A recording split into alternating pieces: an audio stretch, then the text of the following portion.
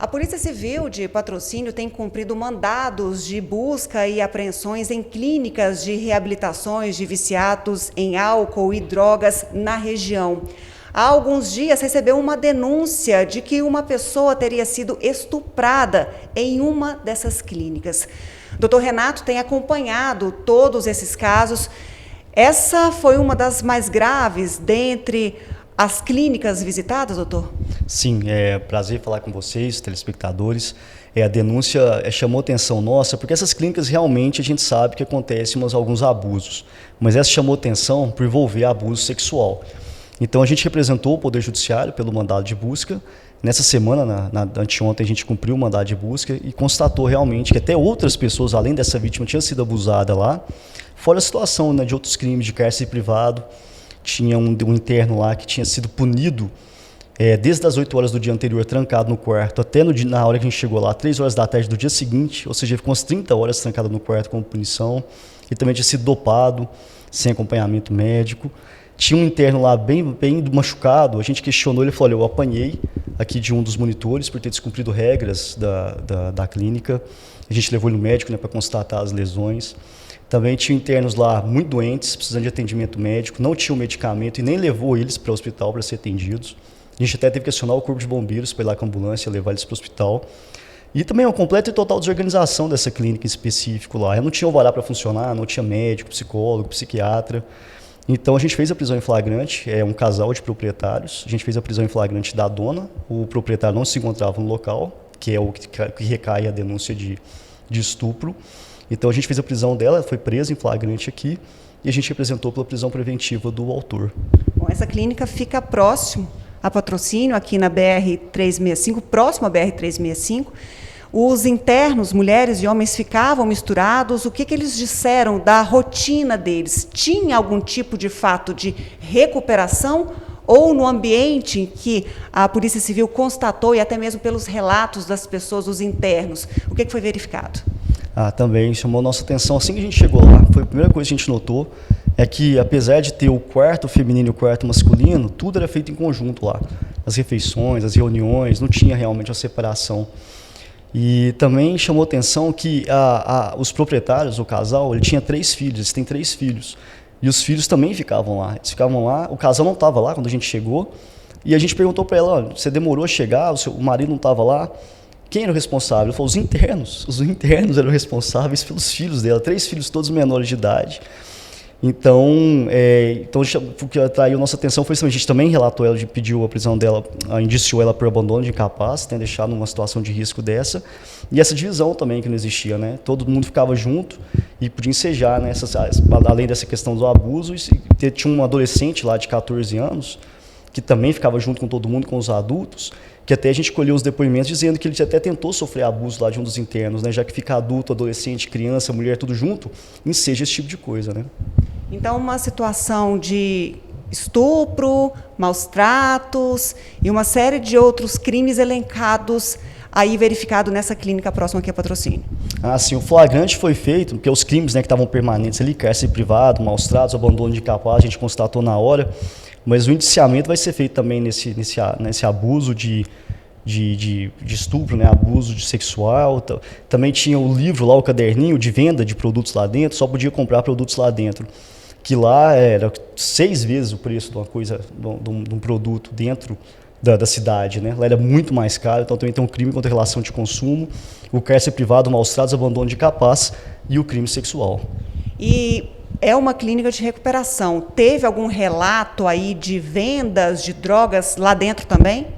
A gente tem relato direto dessas clínicas, a gente está até apurando isso, de venda de drogas lá dentro, apesar de ser uma clínica de reabilitação. E nessa clínica, uma das vítimas em específico disse que o dono ofereceu droga para ela lá dentro. E essa foi a vítima de estupro, que é uma adolescente de 16 anos. Sim, que é a mesma vítima, uma das vítimas de estupro tem 16 anos de idade. Isso tudo aconteceu em uma clínica só. Em outra clínica de reabilitação, essa sim fica às margens da BR-365, sentido Patrocínio, sentido Uberlândia. E o que foi relatado e investigado e localizado pela polícia nesse local? Nessa clínica, além também dos maus tratos, do cárcere privado, Lá também a gente notou a venda também de produtos lá também bem acima do preço do normal. Também tinha um crime ambiental lá, tinha um chiqueiro de porco lá que o esgoto corria diretamente para o rio que margia lá. Mas lá o que mais chamou atenção foi o cárcere privado lá, que tinha 8 pessoas num cômodo muito pequeno, que estavam presas, fechadas, com o cadeado trancado por fora, sem direito a sair nem para um banho de sol, nem por um momento, nem por um minuto, há 40 dias. Foi o que mais chamou atenção nossa nessa outra clínica. E nessa clínica já era um ambiente mais organizado, tinha separação homens e mulheres, tinha atendimento médico, tinha profissionais, multiprofissionais para atendimento de fato dessas pessoas? Essa clínica era um pouco maior, mais organizada, tinha muito mais internos, está muitos anos estabilizada aqui na cidade. Mas mesmo assim, ela tinha médico e tal, mas quase só no papel. Era médico que ia lá uma vez por mês, era o psiquiatra que ia lá uma vez por mês, o enfermeiro que ia lá uma vez por semana. E a gente via assim que mesmo o trato dos medicamentos lá, o médico dava uma indicação, mas quando precisava ele não estava lá, eles mesmos, por conta própria, forneciam o medicamento.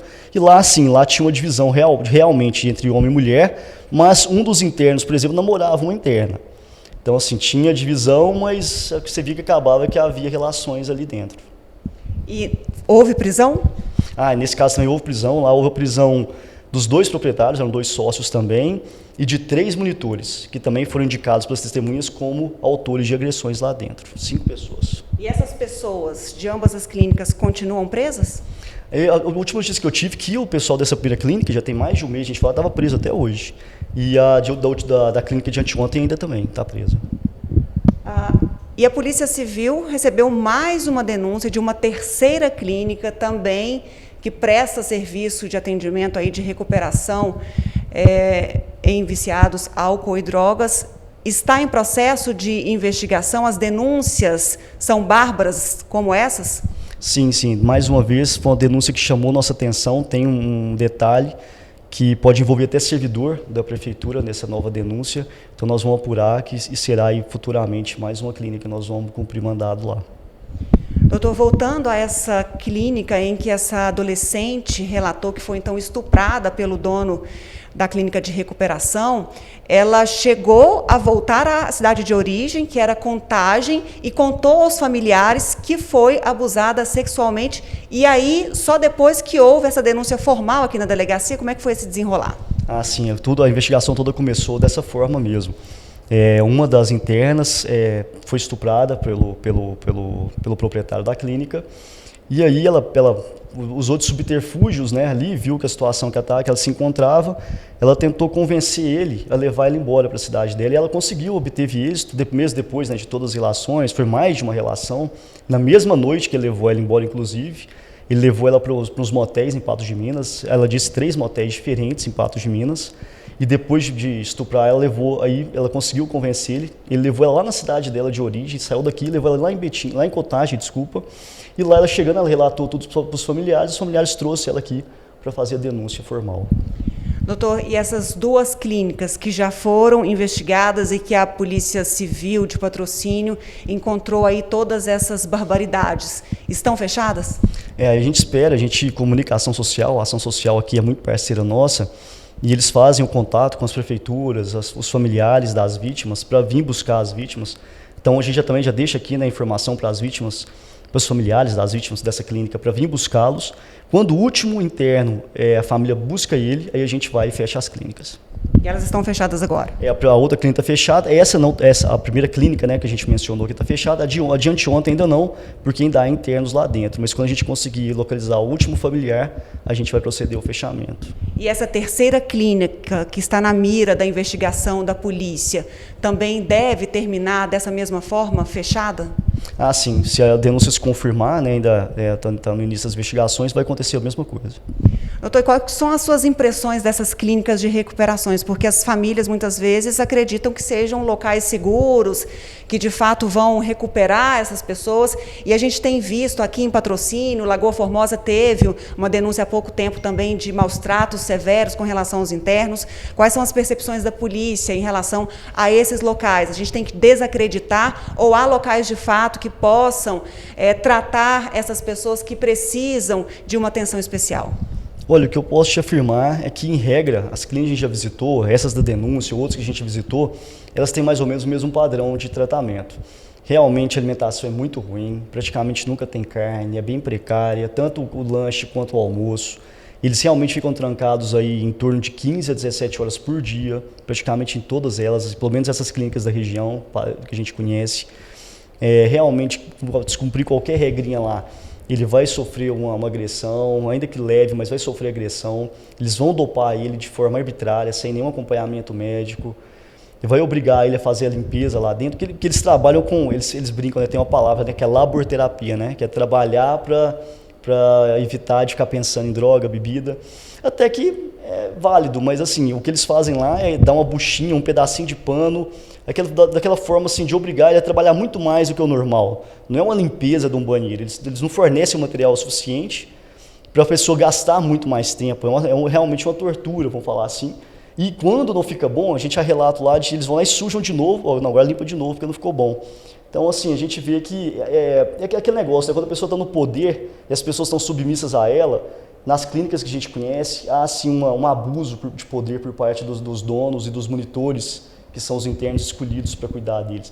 Então, eu deixo aqui o aviso aos familiares que essas clínicas, em geral, que a gente conhece pelo menos, não vi nenhuma ainda que não faça isso com os internos. Bom, quanto à barbaridade, fica aí o alerta para os familiares que de fato se preocupam com os seus, para que escolham um local adequado, procurem a polícia, façam uma prévia seleção para que não coloquem essas pessoas em locais nessas condições. Ludmila Bahia, para o jornalismo da NTV.